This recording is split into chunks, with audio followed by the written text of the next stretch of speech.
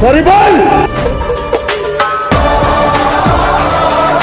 সম্প্রতি মুক্তি পেয়েছে সানি দেওয়াল অভিনীত সিনেমা জাত। এই সিনেমা দিয়ে তিনি আবারও নিজের জাত চিনালেন। ৬৭ বছর বয়সে যে ফিরে আসা যায় সেটি বুঝিয়ে দিলেন এই অভিনেতা। সিনেমায় তার অভিনয়ের প্রশংসা পঞ্চমুখ সবাই। আরেকটি চমকে দেওয়ার মতো খবর হলো এই সিনেমার মোট নির্মাণ খরচ ১০০ কোটি রুপি, যার মধ্যে সানি নাকি একাই নিয়েছেন ৫০ কোটি রুপি। এটাও এই অভিনেতার কারিশমাই বটে।